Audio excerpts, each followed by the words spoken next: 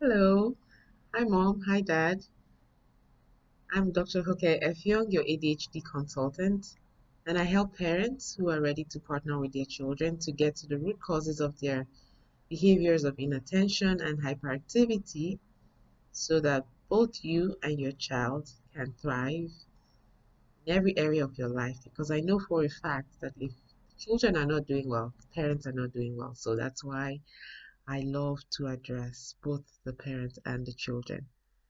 And so today I'd like to talk to you about the effects of gluten on the brain. 7-year-old child, happy go lucky, so full of energy, and actually listens to directions like you tell them, go wash, go put the dishes in the sink, and go tidy up your room, and they're able to follow that. And then sometimes it's like a switch is flipped off, right? And the same child who's able to listen to you is no longer paying attention to what you ask them to do. They are unable to follow the two-step directions you're giving to them. And you just wonder, what is going on with my child? Well, that's why we're here today to talk about this. Because it's so important to get to the root causes of behavior and not just say, oh, they're just being bad, they're not going to listen, they're indisciplined. There could be something else going on. And so when we ingest food that has gluten, gluten is found in barley, it's found in wheat, it's a protein that's found in barley, wheat, rye, it's found in sauces, it's found in lots of processed foods. And when we ingest gluten, or especially those people who are sensitive to gluten and don't know it, when you ingest gluten, then it does several things to your body. So the first thing it does is it causes inflammation in your gut, which refers to your intestines, your tummy, that whole general area. It's called your gut. So it causes inflammation there, which leads to breaks in the barrier that the tummy has between the blood and the tummy, right? And so it creates holes in that barrier so that things that should have been cleared from the body with the breakdown of food are not being cleared and instead are going into the bloodstream. Maybe you've heard the term leaky gut.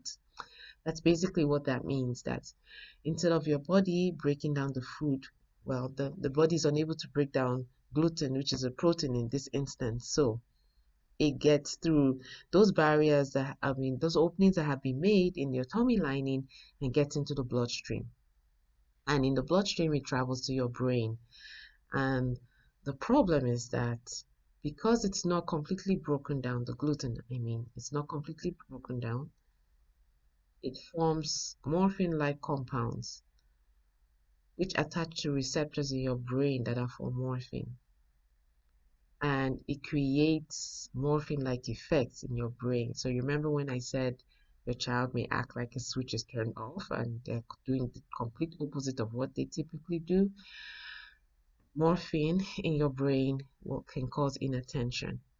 The other thing that morphine does is, morphine does a lot of things, but the two I'll focus on today are inattention, and it also increases the release of dopamine. And dopamine is a neurotransmitter or a messenger in your brain that's also called like the reward messenger. Like it floods your body with good, positive feelings, like happy feelings. And so when your child eats this food containing gluten and they have this feeling of positivity and happiness that lasts for a little bit and then it goes away, which is when it feels like the switch is turned off. That's what causes dependence on the food. And then you start to see that they crave this particular food and they want to only eat this, and then they are really picky. And it's those foods that give them that feeling of feeling good inside that they want to eat, even if it's not good for them.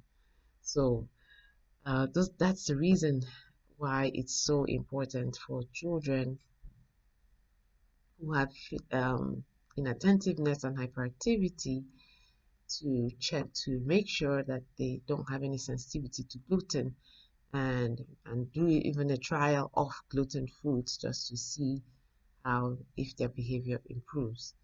And so in a nutshell, That's what gluten does to the brain. And I created a free report. Parents, it's called Help, Does My Child Have ADHD? Questions your child wishes you would ask their doctor.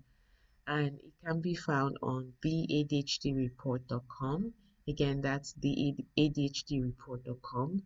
And it's a free download, and I hope it answers some of your questions.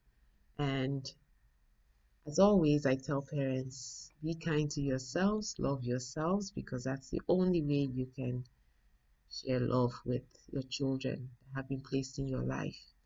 And I hope you share a smile with someone else today. Have an amazing day.